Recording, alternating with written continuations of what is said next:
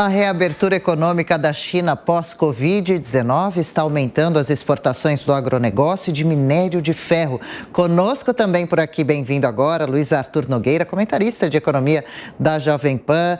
Tudo bem, Luiz? Boa segunda-feira para você. É uma boa notícia essa? Quais os efeitos da balança comercial para a economia brasileira? Explica para a gente. Adriana, aqui a gente explica e descomplica a economia. Bom dia a todos, ótima semana. De fato, uma boa notícia econômica para a gente começar a semana, tendo mais uma vez o agronegócio como protagonista. O agronegócio que já salvou o crescimento econômico do Brasil no primeiro trimestre vai salvar o resultado da balança comercial de novo neste ano. O que é a balança comercial? É a diferença entre tudo que o Brasil exporta, ou seja, vende para o mundo, e tudo que o Brasil importa, ou seja, compra do mundo. E a expectativa é de que haja um superávit recorde este ano na casa de 70 bilhões de dólares, muito maior, por exemplo, do que o recorde que foi no ano passado, em torno de 62 bilhões de dólares. Quem vai ser protagonista? O agronegócio, as nossas vendas, em especial para a China, que é o nosso grande parceiro comercial. A China está num processo total de reabertura econômica pós-pandemia, e isso tem aumentado as nossas exportações ligadas ao agronegócio, em particular a soja, que é a nossa grande estrela do agronegócio, e também as vendas de minério de ferro, num contexto que o mundo inteiro está crescendo menos e, por isso, os preços, tanto do agronegócio quanto do minério de ferro, estão caindo. Mas o Brasil está exportando tanto em termos de volume que o volume está compensando a queda nos preços, e é isso que explica essa expectativa de superávit recorde de 70 bilhões de dólares na balança comercial. E olha, Adriana, num contexto em que o Brasil tem muitos problemas de infraestrutura, na hora de exportar esses produtos, de levar da lavoura até o porto, a gente tem estradas esburacadas, escassez de ferrovias, problemas de portos superlotados. Ainda assim, o Brasil está brilhando e vai ter esse excelente resultado na balança comercial. Que ótimo, e tudo isso ainda pode ser aprimorado e deve, né? Agora, segunda-feira, hoje, Luiz, quais as expectativas do mercado financeiro para essa semana?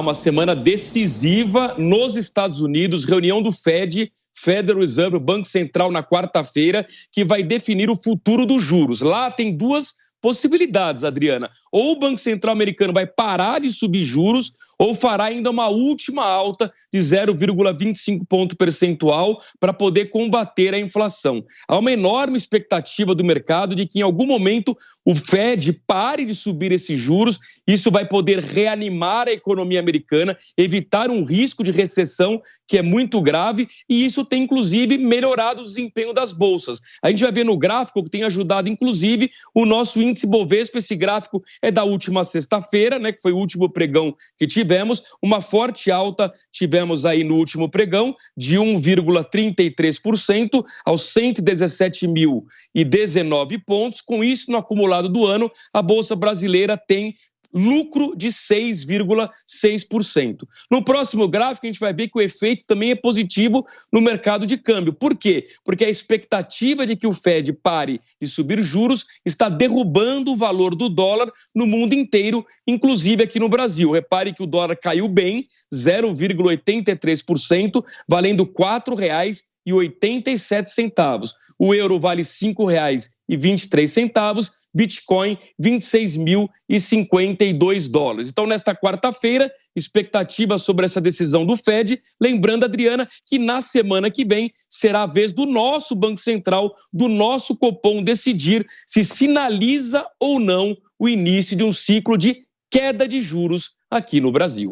A gente vai acompanhar com atenção. Luiz Arthur Nogueira, até mais tarde. Amanda Klein chegando ao Jornal da Manhã também. Bem-vinda. Boa segunda, Amanda. Essas notícias, então, esses dados econômicos, o melhor desempenho da China agora com relação a exportações, que reflete aqui no Brasil também, nosso grande parceiro comercial principal, Amanda. Bom dia, Adriana, Thiago, Beraldo, bom dia aos nossos telespectadores e ouvintes da Jovem Pan. Olha, boas notícias aí no fronte econômico. A gente tem acompanhado essa queda do dólar, alta da Bolsa, já recuperou as perdas do início do ano, já está no azul nesse acumulado de 2023. O arcabouço fiscal foi bem aprovado na Câmara dos Deputados, caminha para ter uma boa aprovação, uma aprovação tranquila no Senado Federal. Tem uma reunião essa semana, salvo engano, amanhã, do Fernando Haddad, com líderes no Senado. Essa reunião já estava marcada para a semana passada e foi impossibilitado por uma agenda mais conturbada, aí, como aquela aprovação da medida provisória dos ministérios, mas essa agenda econômica do governo está andando. A gente viu também a divulgação desse relatório preliminar da reforma tributária, que obviamente ainda atravessará aí alguns solavancos, porque afinal de contas é uma reforma que mexe com interesses de diversos setores, é uma reforma sensível. De qualquer forma, isso também está andando. E o Banco Central agora, tanto daqui quanto dos Estados Unidos, que começa a dar a sinalização nos Estados Unidos ou de estabilidade, como o Luiz Artur Nogueira disse, ou de uma pequena alta dos juros, e o nosso Banco Central expectativa para que comece a reduzir juros a partir de agosto. E o agro só traz boas notícias. Foi o grande responsável pelo crescimento robusto do primeiro trimestre, que ficou muito acima das expectativas do mercado, 1,9%. Só o setor agro cresceu 21% a mais do que no mesmo trimestre do ano passado, ou seja, uma ótima surpresa. Sim. E essa alta deve continuar ao longo desse ano com safras recordes de soja e de outros grãos.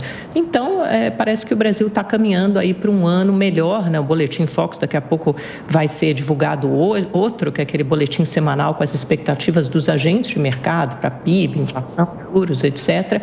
Também vamos ver, mas tem dado expectativas recorrentes de aumento de crescimento. Então, aquela projeção no início do ano que é crescer algo em torno de 0,5%, meio ponto percentual, tal, 0,5%, agora tem dado sinal a umas expectativas muito mais próximas a entre 1,5% e 2%. Pois é, Beraldo, ao contrário da Europa, né, muito se fala de problemas inflacionários ainda, a Alemanha numa situação difícil, o Brasil pode ter um segundo semestre melhor do ponto de vista econômico? Pois é, Thiago, bom dia, Amanda, bem-vinda. O Brasil, nesse grande trem da economia mundial, o Brasil é vagão, não é locomotiva. A gente vai funcionando a reboque do que o mundo desenvolvido está fazendo e o que está acontecendo por lá. No caso da China, a China está se reorganizando depois da pandemia, passou por um processo muito duro, teve um grande problema logístico que afetou o mundo inteiro e as coisas aos poucos vão voltando ao normal. Ela perdeu a meta de crescimento, que era 5,5%, está 4,5%, enfim, é esperado aí um crescimento menor, mas para o Brasil, que tem ainda uma posição importante em relação ao fornecimento do nosso agro para a China, isso vai ser bom para o Brasil. Essa normalização das coisas na China é bom para o Brasil. Entretanto, aqui dentro, nós não temos elementos para ver o Brasil melhorando a sua situação. Os nossos problemas aqui são bastante diferentes dos problemas da Europa, dos Estados Unidos e outros países desenvolvidos. Aqui, o arcabouço fiscal deu um respiro, porque o governo simplesmente queria acabar com o teto de gastos e a responsabilidade fiscal. Ainda temos uma longa discussão em relação à reforma tributária, que também vai ter um efeito limitado se não houver uma reforma administrativa. São muitos desafios ainda na nossa frente. E como a gente depende do agro, é um absurdo observarmos esse governo passando a mão na cabeça do MST e valorizando a pauta do marco temporal, querendo que os índios tenham ainda mais áreas do Brasil, que impeça o desenvolvimento da agricultura e enfraqueça o nosso agro. Quer dizer, são sinais completamente trocados que não ajudam o nosso fortalecimento econômico. Já os